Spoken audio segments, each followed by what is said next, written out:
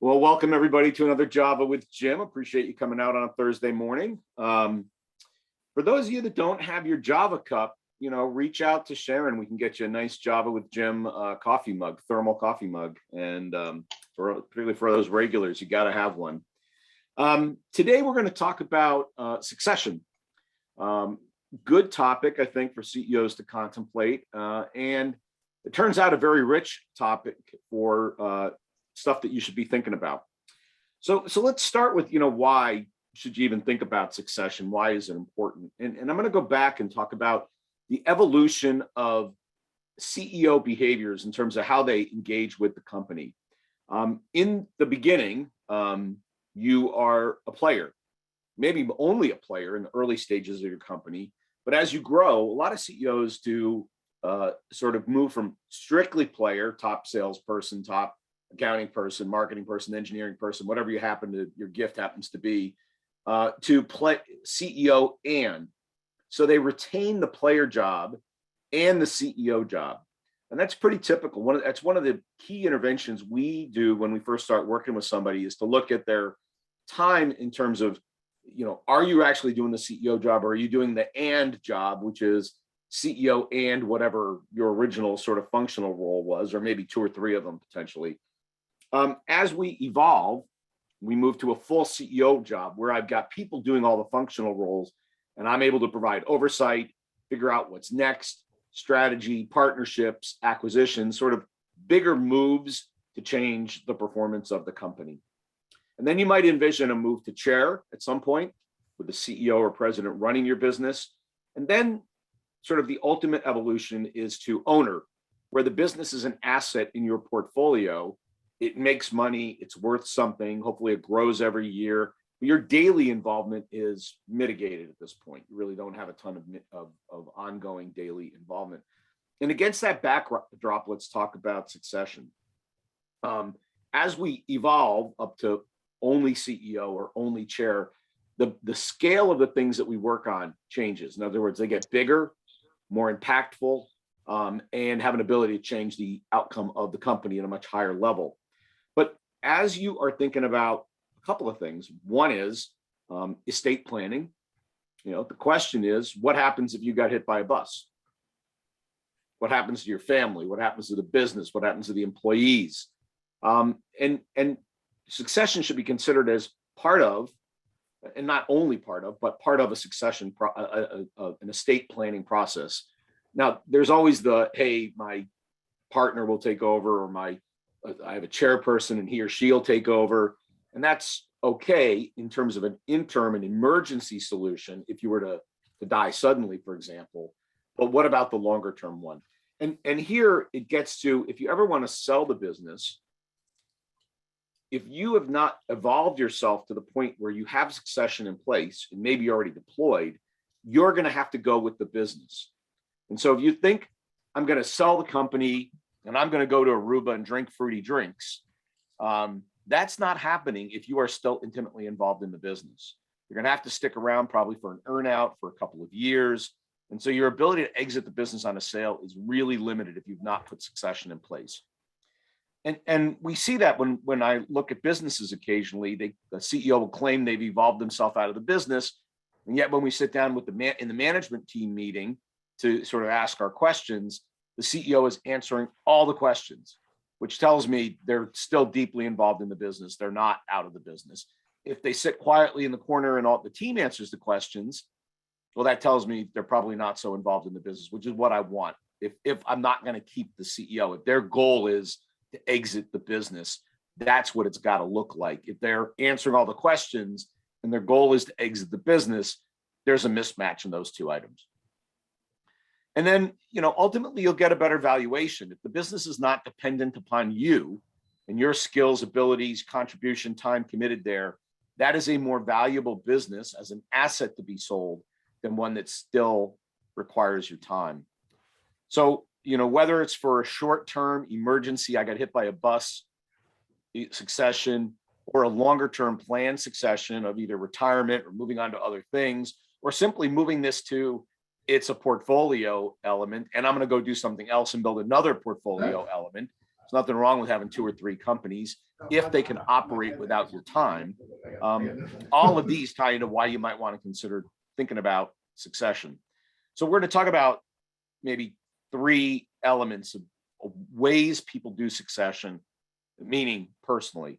So one is, and this doesn't happen for entrepreneurs very often, but it does happen for hired guns. So for those that are hired guns here, or who might bring on a hired gun, they are forced out for either lack of performance, that's typical, or malfeasance, right? They slap somebody's tush and they shouldn't have done that, and out you go. It's all over.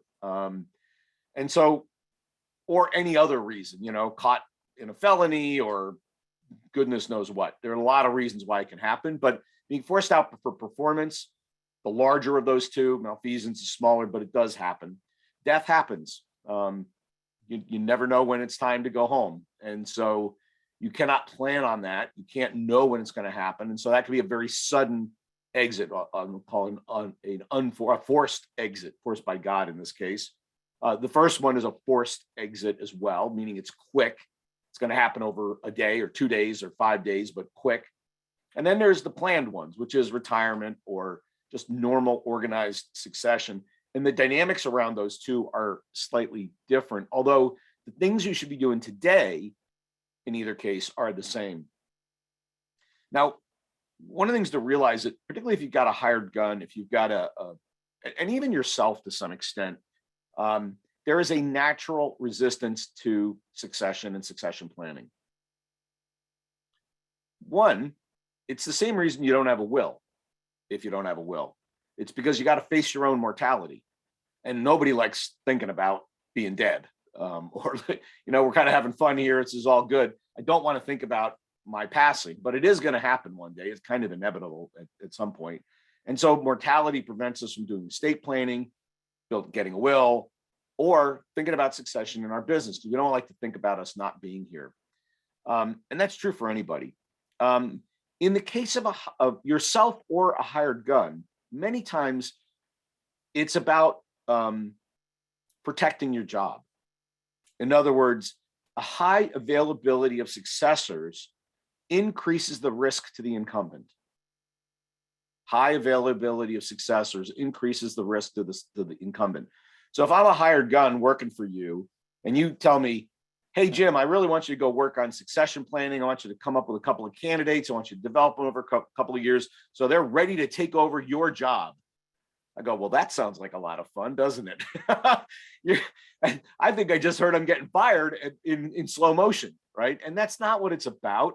But you can imagine why people would think that and have a natural sort of they're smart enough, most people, not to be obviously resisting it, but they will be passive aggressive, right? They'll talk the right words and then they'll slow roll the program and I just can't find anybody. And that's pretty natural. And so where you get to is that the succession process has to be relatively independent from the CEO.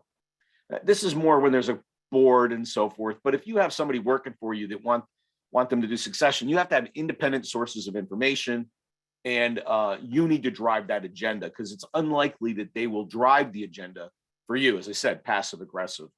And not the least of which, and you could say this is just bad behavior, Jim, it shouldn't happen, but it happens. If I'm the CEO and I'm in control of the succession process for myself, the information I present to the board may be, let's just say, managed, right? In other words, I might have a favorite candidate, and she's going to show up at the board meetings a lot more frequently than anybody else. You're going to get to know her. I'm going to give her opportunities to perform at a certain level. I'm going to give her exposure. I'm going to talk about her because she's the one I want to have replace me. So I end up controlling the succession process by information control. Remember, we talked last week about information power. This is a very direct example of information power, me using information control to the board to manage who the successor is going to be. Now, that person may or may not be the best successor. They may not be.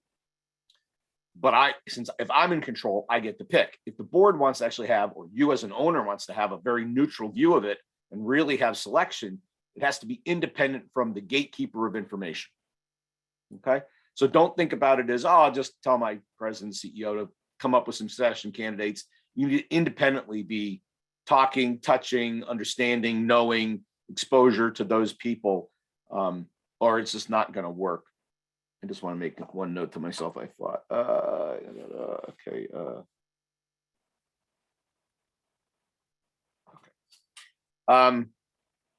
So let's talk about who. And the first thing to realize when you're contemplating succession is that the strategic context of the business dictates the best succession candidates. The strategic context dictates the succession candidate. What do I mean by that? There's a couple of factors that are relevant. One is, how is the business performing? If it's performing pretty well and growing, that's one position. If the business is not performing well, in other words, it's struggling, it's got cost issues, it's not really where it needs to be, that's a different issue. Or the market has shifted and strategically the business is going to have to make a real step function change to be successful. Give you an example.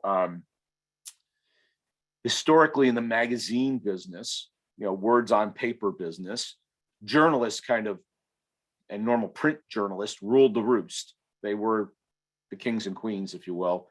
But that revenue model is being destroyed by digital. And you'd say, well, hasn't it already been? And the answer is not quite, but it's almost there. And so who became really important? People that understood digital journalism, digital media, digital advertising, how to attract people to my website, how to create a toll gate to get people in, and all of that.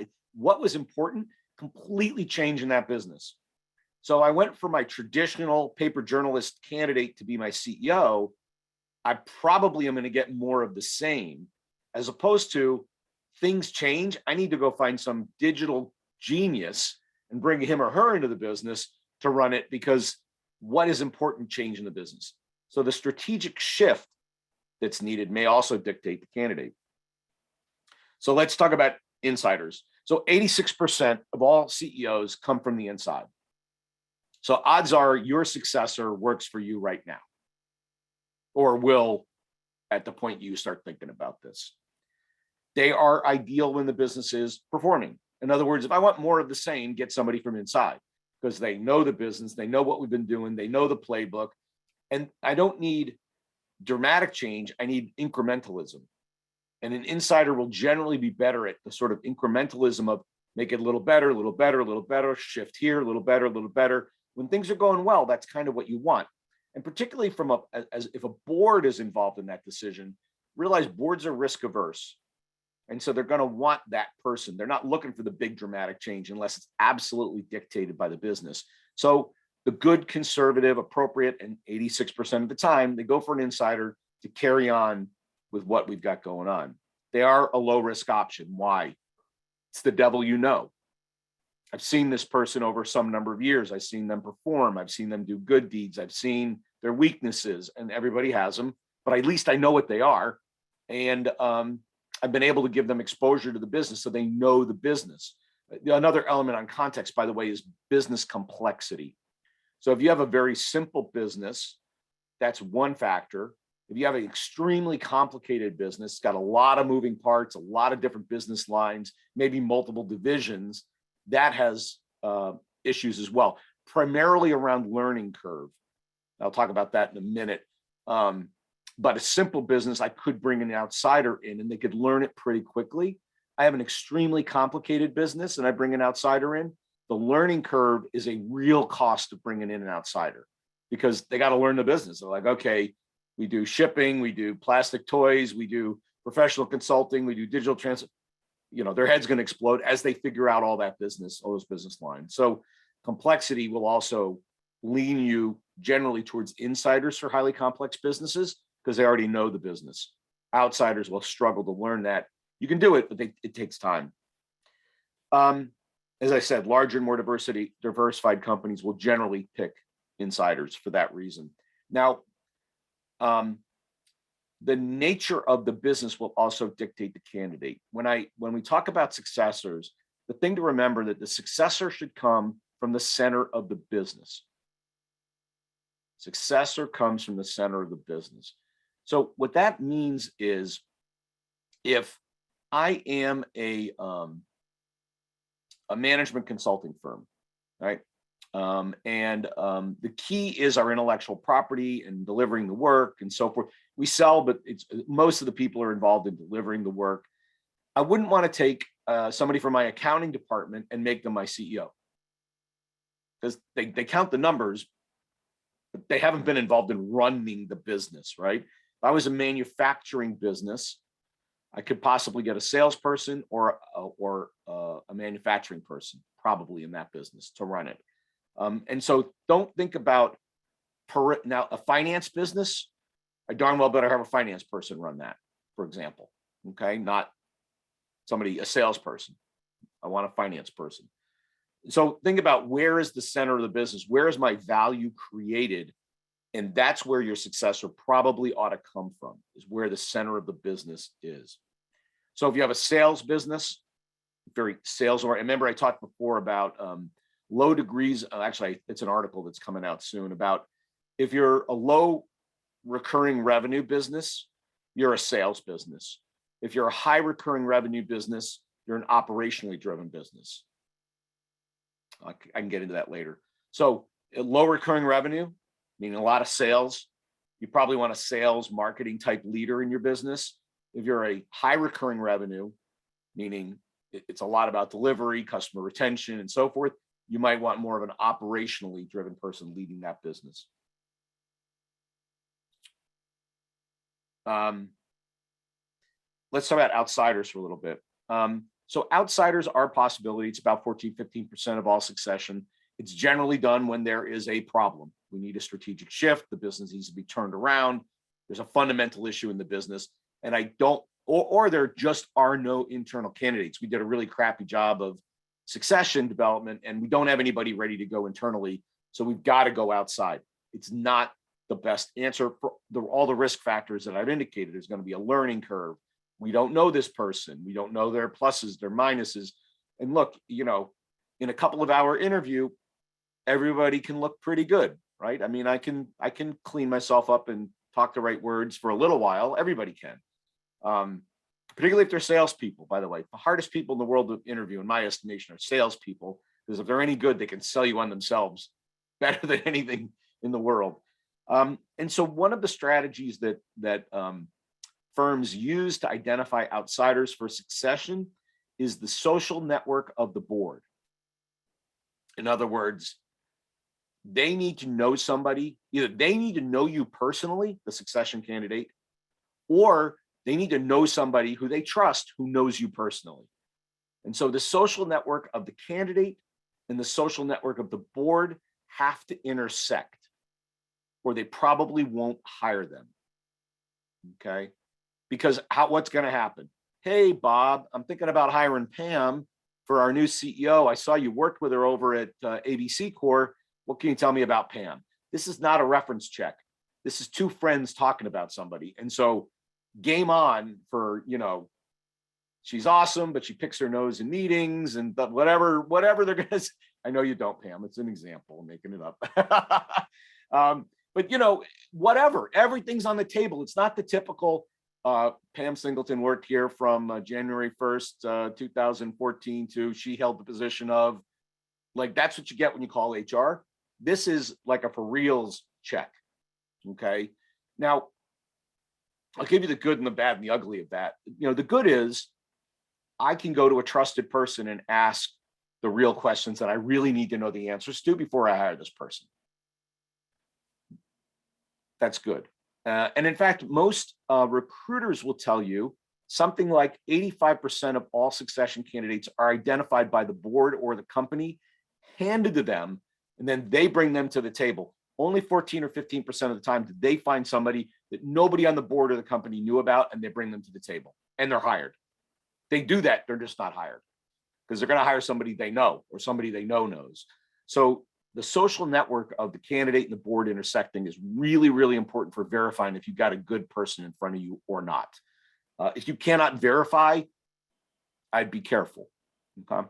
The bad news here is diversity. It's the same problem with referral programs.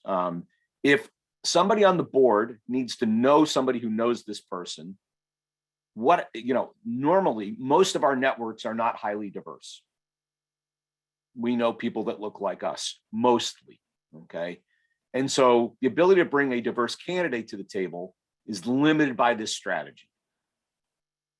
So you end up having to use a recruiter for somebody I don't know to get a diverse candidate, which decreases their probability of success. There's a whole line of thinking about how can a woman get to CEO? How can an African-American get CEO? About their social network, prior knowledge, the nature of the company. And I won't get into that at the moment, but just realize that this strategy has negative implications for diversity. Okay. Think about publicly traded companies. Historically, this is changing with a bunch of middle-aged white dudes who are going to check their middle-aged white dude network to find a middle-aged white dude to run the company. That's how it ran forever. It's changing, but this is part of the issue. It's something people don't talk about, but you need to use it to check your next candidate. Okay. And if you don't know people they know, then you got to find people they know that you can ask about them. Okay. However you do that. So I talked about before, firms that need a strategic shift go to outsiders. Financial performance, strategic positioning's changed. All of those are relevant to go into an outsider. It is costly and risky to bring in an outsider. So that's why it's only 15%, right? Because we don't know them. They got to learn the business, particularly in a complex, diversified business. That's extremely hard. I'm going to lose productivity of that CEO for 6 to 12 months before they're any kind of decent to run my business. In the case of underperformance, let's just pick on that one for a second, because in terms of outsider, it dictates what kind of outsider you want. If the underperformance is revenue underperformance, you're going to want a sales and marketing person. If the issue is operational performance or cost reduction, you want somebody either financial or operational. For those of you that deal with salespeople, they're not the best cost managers in the universe normally. There are exceptions. So if I got to take cost out of my business, I'm overcosted by 20, 30, 40%, whatever the number is. I want to hire somebody who's got a financial acumen or an operational expertise. They will generally perform better in that kind of turnaround situation. If the business is cooking, we just can't get revenue. That's a different kind of problem. Okay. I might even argue, I'm not sure I'd replace the CEO over that. I'd replace the VP sales, but we'll get there. All right. So that's really most of it on outsiders. You need a change agenda. You need a turnaround, go to an outsider. Some of the other things that people do are they go to their board and they go, all right, we got rid of the rascally CEO. We don't necessarily have an immediate successor. We're going to put one of the board members in charge of the company. In fact, I wrote an article about doing this, that you need a CEO spare on the board. It is a really bad thing to do. This is break glass in case of emergency. You don't want to do this. That's not the plan. The plan is not my succession candidate sitting on my board, because, board members generally are at a point in life where this is not what they want to do. If they want to run a company, they'd be running a company. They are not your ideal CEO replacement. Now, if somebody gets hit by a bus and I got to drop somebody in for a little bit as interim, that's fine. But you need to move quickly on interim. Firms underperform significantly in the interim period, is what the data shows. So you'll be 5 to 10% underperformance during the interim period. Why? If I've never been an intern, but let's say you were, and are you going to make a significant strategic move? Well, no, because I'm only here temporarily. What about critical talent decisions? I'm going to leave that for the next person. I'm only going to be here 3-4 months. So you get a very much of a holding pattern, not really moving forward, signing the checks, making the critical decisions that cannot absolutely wait, and everything else gets deferred. And so, go ahead, Pam. A lot of uncertainty because everything is deferred. So the people are wondering what's going to happen to me. And well, I think that's really a good point. It's not just the CEO that defers, it's everybody defers. Because they go, well, I don't know what the new person's going to want. I don't want to lock in on this until they have Mr. and Mrs. X shows up and they get their way in on it as well. So we'll wait. and wait and wait and wait. And so in terms of bad ideas, if you can avoid them, if you got to, a board member is not a horrible option. The other option would be to elevate a potential candidate and put them in an interim role, but that should be short-lived, right? So that I've seen times where they take an interim, like a COO or a CFO, and they go, we're going to promote them to an interim CEO while we figure out what's what. That is death of a thousand cuts to that poor individual. I mean, you need to move quickly. You need to decide if that's your person or not. And if the answer is we're going to, we think you're your person, but we want to see you perform, do it, but make it quick.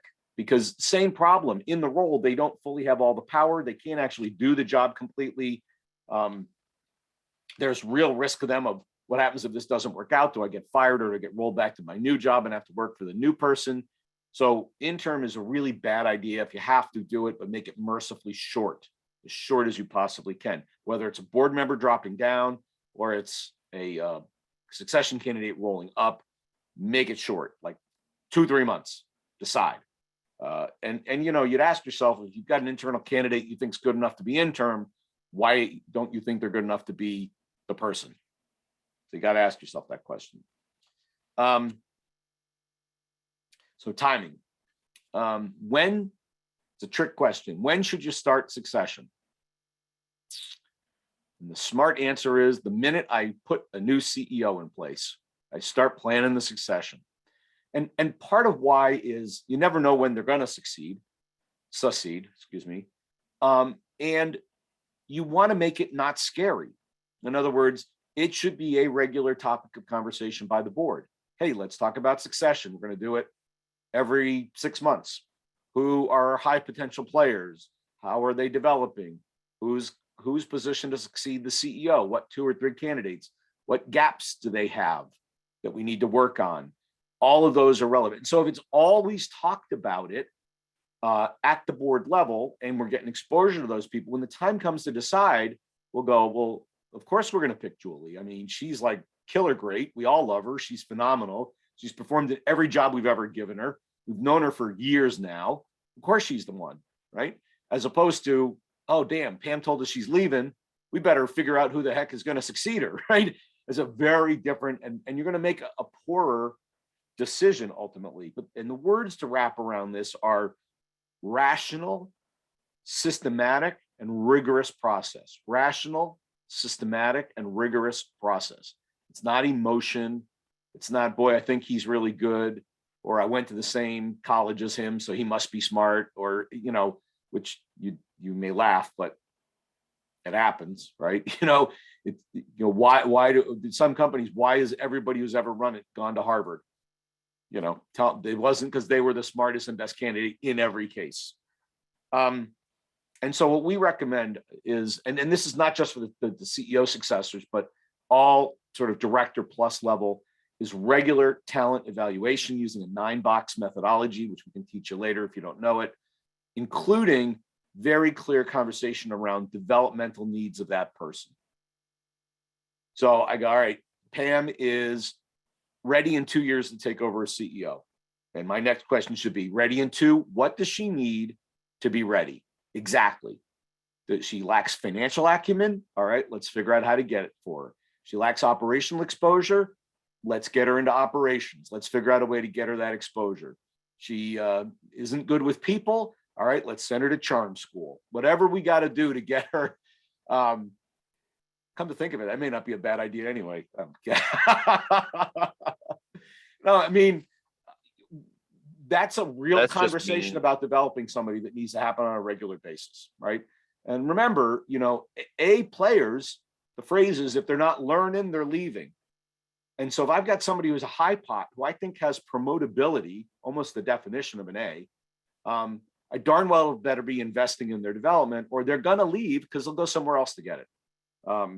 So regular board or executive team conversation, if you don't have a board, you got it. Maybe you do it with your CEO peer group or your coach or whoever, but you need to have a third party looking at this question besides just you on a regular basis. Below you, you can have the team have that conversation as a good protocol, and you should do it on a regular basis. So let's talk about how you develop that candidate. So first of all, they have to be a performer in their role.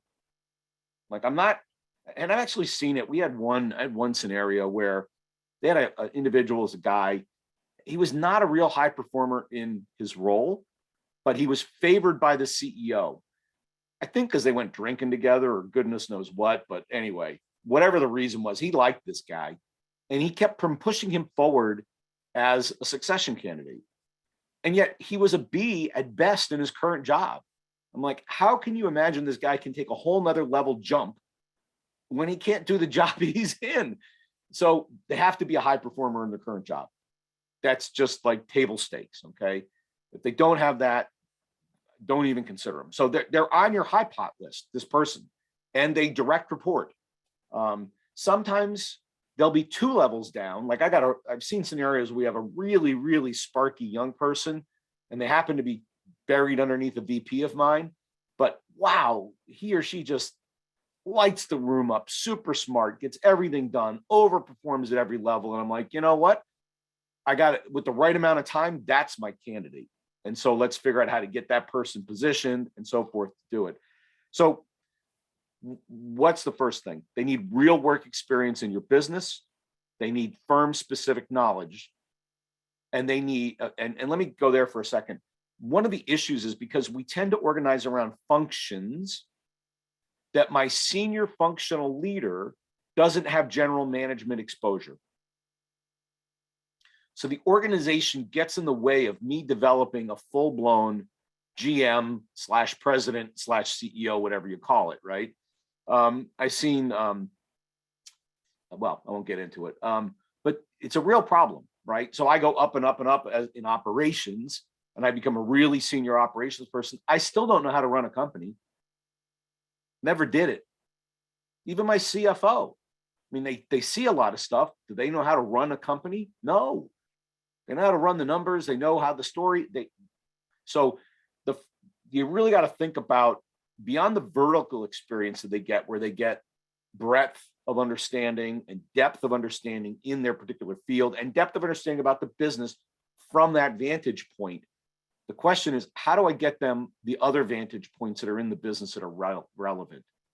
And so one is cross-functional teaming.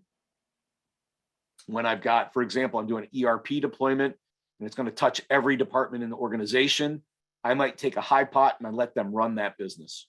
They'll run that initiative because they're going to build social capital across the business. I'll talk about that in a minute. They'll learn about the other needs of the other parts of the business. And that'll broaden them out, right? Let's say I've got a sales knucklehead who I plan on promoting or is a candidate, and they're financially a little stunted. I might rotate that person onto a financial project to give them exposure, just to get them to learn about our business and how we do it, and because I want to broaden them out. I want to give them exposures that broaden them out as a leader to make them better in their job, but also a better candidate going forward. But that question of top, and it is extremely risky to take somebody who is a top functional leader who has not been exposed breadth-wise, horizontally, and promote them to the top job. There's too much learning that has to happen when they get the job. So you threw them in deep water and said, hey, baby boy, swim, good luck, go, and it's very, very risky. And so really that's the biggest single thing if I had to pick something. There are educational components that might be needed. I talked about my financial person or my salesperson that doesn't have financial experience. It would be appropriate to send them to financial management for directors by AMA or some course, just to give them the basics of finances that they don't understand and they need to get that job. By the way, if it's a super A and A plus, they'll have already figured out they need that and they will have gone and learned it on their own. That's when you really, really have an A on your hand. They take control of their own development. Most people don't do that, but education is certainly one. Cross-functional teams is another one. Job rotation is another one. Let's drop you in a different job for a little while. I'm going to take a ops person and put them in a sales role or a sales engineering role for 6 months. Trust me, they'll have a whole different view of sales at the end of 6 months. One might be, I can't drink that much. And then, no, but whatever their insights are, they will have insights about sales, and they'll appreciate it at some level. Like they might come back and go, okay, that's a lot harder than I thought it was. I thought they mostly drank beer, played golf, and picked up a few orders. It's really hard. Pam, you have a comment? No, it's hard. It's hard. And they Okay. always come back with a far greater appreciation of sales. That's what you're after, and an understanding. But the other one I talked about before about social capital, and the social network of the board intersecting the social network of the candidate. So that's really, really important. And it needs to be a bit engineered. It doesn't happen casually. So the first is their social capital within the business is important, meaning other people in the business view this person as a leader, not simply because they have a title. Remember, we talked about relational capital in the last one. They need to have been exposed to this person, maybe in a cross-functional team, maybe in a temporary assignment, maybe they did class together, and they go, oh, wow, he's really switched on. And when the time comes to elevate, they go, yeah, I know him, I like him, he'll be a great CEO, or she'll be a great CEO. And so that social capital within the company is really quite important, because that helps make them credible when the time comes to elevate them. You'll be able to give them the positional power, but you won't be able to give them the relational power. That has to be developed over time. So social capital, really important. The other social capital is external social capital, and that has to be developed. And so, for example, my last company was an international business, and my social capital in this business, I probably had better social capital in England, Japan, China, Europe than I did in America. Like in my local community, nobody knew who the heck I was. Nobody. I had almost zero social capital locally because I just didn't spend any time in the local community. I didn't meet people, not that it was Rotary, but other networking clubs or other events or charity stuff. Or I did that globally, not locally. And so when I shifted to this business, which has a little more of a local footprint or national footprint, all of those global social capital I had built up was worth zero. So it needs to be relevant social capital. If you're active in the community, they need to be active in the community. I'll give you an example. One company I was on the board of, all of their VP director level people, they put them on nonprofit boards in the community. If they could get a for-profit board, that was awesome. But so they did Junior Achievement, they did Habitat for Humanity, they did United Way, they were socially minded, which was great. They had a purpose. But beyond that, think about the network that those people built. Like everybody knew John Corliss. Everybody knew Marsha Barnes because she had been on 3 or 4 or 5 boards in town, high exposure boards. They got to know her. She had social capital in the community. So when we ultimately elevated her to president, everybody knew who Marsha was. She didn't work out, as it turns out, but that's another conversation. But she had immense social capital, both internally and externally. It dictates, it's one of the success factors, and it's super important for, and with regard to a board, if you have one, that's where exposure to your team on a regular basis builds social capital with the board. That can include the dinner before the board meeting too. Invite some of the high pots to dinner. They meet some of your board members and, just social. Hey, do you have kids? Taking any trips lately, read any books lately? And they get to know each other. So remember, selling, one of the phrases I use when selling is, I know you, I trust you, or I like you, I trust you, I'll buy from you. And it happens in that order. Same order for succession. I like you, I trust you, I'll let you be the CEO of this company. All right. So if they don't know them, they can't like them and trust them. And so they've got to have exposure to the person formally and informally to build that trust level. I would be remiss if I don't mention CEO peer groups as one of the options for succession development. And we do this. I talked about, modeling is one of the other elements of development. And so as you get a succession candidate, they're going to model the bosses they've worked for, and maybe you as the CEO, if you're the boss, but that's limiting. Like you got one bag of tricks and it's awesome, but that ain't all the tricks that are in the bag. And so part of what's effective is giving them exposure to other CEOs. This is why being on another board, particularly a for-profit board, is really powerful. They see how another board operates. They see how another CEO operates, and they go, huh, I like how she did that. I'm going to steal that idea and I'm going to use that in my personal bag of tricks, right? But a CEO peer group has the same impact. They get 7 or 8 other CEOs, high performers. They've all got their ways of doing things, their ways of thinking about things. It's going to develop, broaden them, and make them a better candidate for CEO. And we've seen people we drop them in a CEO peer group, even though they're a COO, but they are the succession candidate. Give them 2 years in a peer group. You'll be amazed at how their thinking changes because they'll start thinking like a CEO. So sorry, go ahead, Pam. No, so that the thinking like a CEO is something that you can be doing right now within your executive team. So really encouraging the involvement in the decision-making process, creating that cohesive executive team that is not just thinking of things from the finance angle or the sales angle. They're thinking about it as if they were CEO. They are effectively acting as CEO as a group, right? So they're that's very effective also.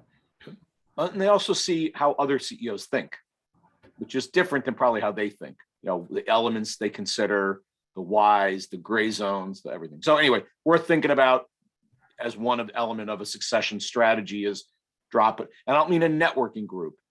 That builds social capital. It doesn't build understanding, right? I meet people, I trade cards, yuck, yuck, yuck. How's your handicap? Go to the next person. It's not, and there's no depth there. And sometimes the successor candidate finds other mentors within that CEO peer group who can help them in different ways as they go through it. Yep. So let's go to the thus endeth the commercial. So, but it was worth mentioning. So let's talk about what happens to the CEO when their succession happens. In the case of you as a founder, you might want to stay on as chairman of the board if there is a board, but you'll always be owner. And I would say, think about it like it's an asset I own with somebody else running it. You're not going to be looking to dive into that business on a regular basis. In fact, you shouldn't. In fact, if you are, there's a problem, either with you or with the business, one of the two. It may be a personal issue. So owner is a great job to have. You collect the checks, the business runs. If you've got an A player running it for you, life is good. But there is another place to sit, which is on the board. Now, there are positives and negatives here. Normally, a former CEO moving to the board is done as like a reward in many companies. Thank you for good service. We're going to give you a board seat, pay you some money, keep you a little bit involved. It'll be lovely. It is got an incredible suppressing effect on the successor. That is super negative. In other words, so I succeed Pam. Pam's on the board. She's looking over my shoulder all the time. And I want to fire some knucklehead who she thinks is really good. That is a really difficult conversation. Really difficult. Like I might not do it because I just don't want to take it on. I don't want to get sideways with maybe the chairperson of the board or a very influential board member by firing her favorite son, who's a knucklehead. She just didn't realize it, right? Or things have shifted and that person is no longer relevant, but Skippy joined her when she started the company and she doesn't want to see me fire Skippy. Now what do I do? Now, if she wasn't around, I'd do the right thing. Maybe I'd do it elegantly and humanely, but I could get rid of Skippy. So that's an example. Let's say I want to change the direction of the company in some way. The company that for 15 years, we're going this way and I want to go that way.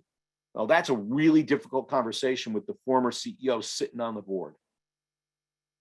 And I'm not even talking about is it the right or wrong decision. Just imagine the conversation. You want to do what to my baby, who I nursed for 15 years and grew and it's phenomenally successful, and you're going to change it in another direction? Very, very. So you can see the suppressing effect that having the former CEO on the board is. Now it's done. It's usually done when you've got a very junior succession candidate.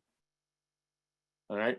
They're like, we kind of reach down a little bit to get this person into the job. They got a lot to learn. They don't really know the business. And in that case, they keep the CEO around as a mentor coaching person. But the smart companies don't do it on the board. So that idea is a good one.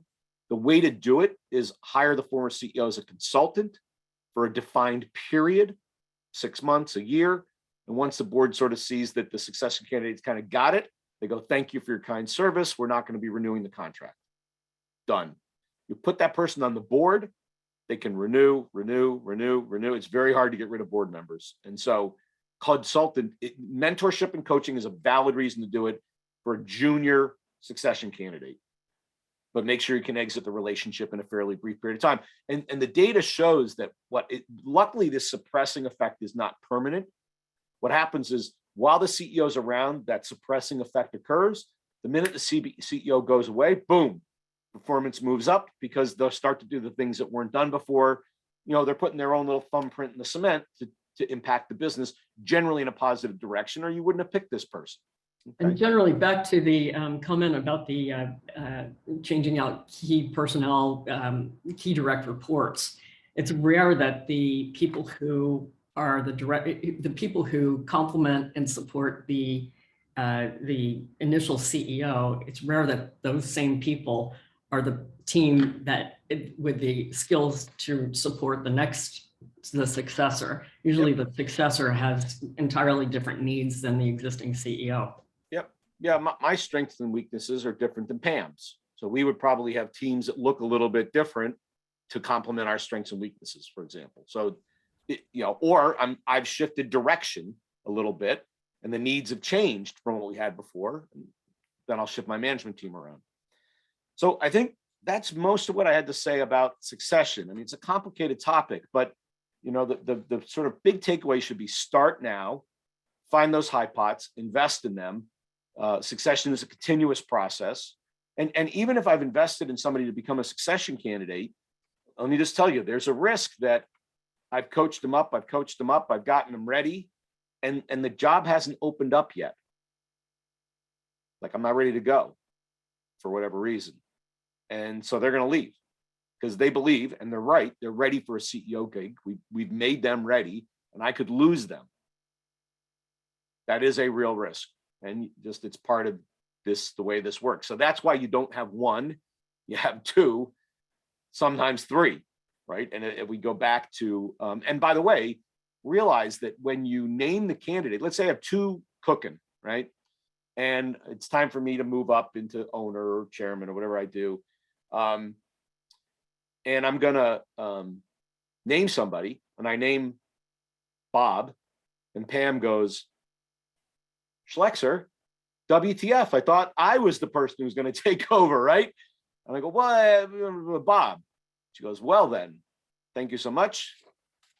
Here's my letter of resignation. I'm out of here.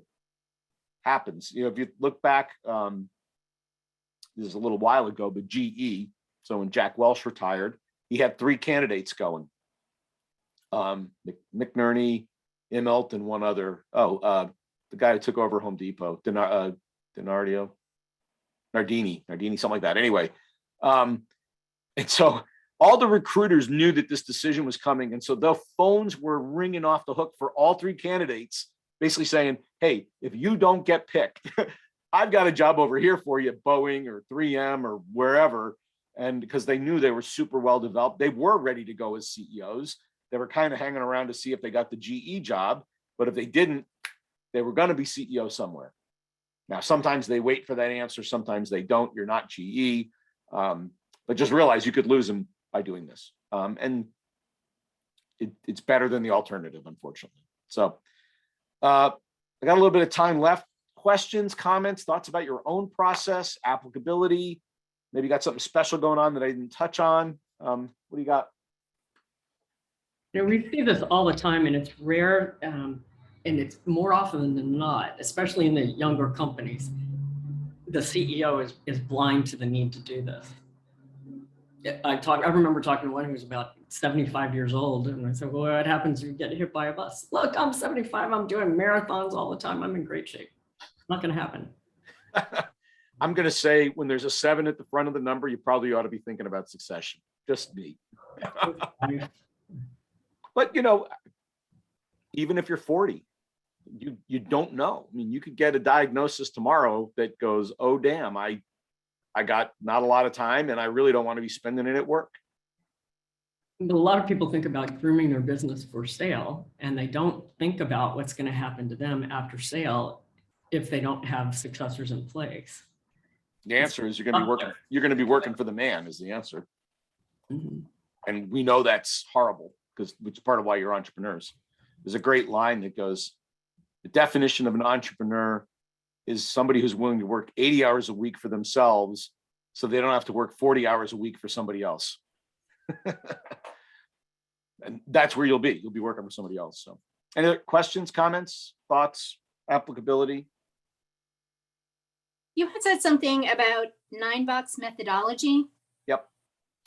So this, I don't know if I've written an article about it. I don't think I have, but we can find a reference on it and get it to you, Rhonda. They're a classic way of doing sort of evaluation of your people. On one axis, there is performance, high, medium, low. And on the other axis, there's potential, meaning sort of promotability or upside potential. Could they be developed? Low, medium, high. And so you can imagine somebody who's low performance, low potential, probably not the box you want to be in, right? If you're in high performance, high potential, those are probably your A+ A players, right? Most people probably sit in, good performance, good potential, like some promotability maybe, and they're doing fine in their jobs. That's the middle box, right? Sometimes you have somebody who's a high performer, but they have no potential for promotability. Think of a killer salesperson, amazing salesperson, does a great job, zero managerial competency, not promotable on any level, but I want them to keep selling. Or an engineer. They have zero interest in management or running big things, but they love to be an engineer. That's a high performance, low potential, right? And then sometimes we've got people that are high performance, low potential, or high potential, low performance. And that is usually coachable. Like, okay, what's going on that's making you low? You've got all the intellectual horsepower, the skills, the background, and you're not quite hitting the mark here. What's not connecting? Let's figure that out. And if you've got people who are in the high performance, high potential, the conversation should be, we need to give this person more somehow. Because if they sit in potential to be promoted and they're performing like crazy, in terms of the learning curve, right, they've slowed up. If they aren't learning, they're leaving. I better put them back on that learning curve by giving them another department or a big assignment or a new job or something, or those people are at risk if you're not careful.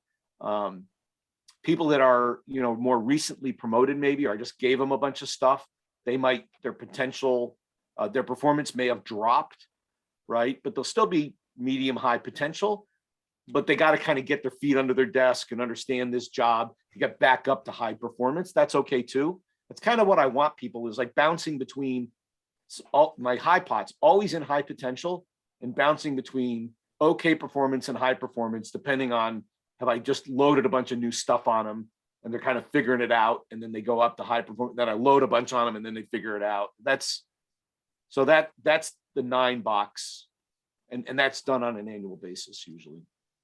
Makes sense. Thank you. If you need a reference, we can find you one, but it's a known technique. We didn't invent it. Anybody else? Okay, well, hopefully that was helpful. Really appreciate you coming to Job with Jim. Next week, we've got a special guest, Lynn Murphy, and she's going to be talking about what digital transformation, right, and e-commerce. Should be really interesting. She is quite the expert in space. Her last has done a couple of digital transformations. Her last business was a huge seller through Amazon, so she'll have a lot to talk about there. About they're either the devil or they're the angel, depends on how you engage with them. But I think it'll be really quite interesting. I have a CEO peer group, so I'll be unfortunately in Florida. I'm so sorry. So, everybody, we will see you next week. Thanks for coming. Thank you.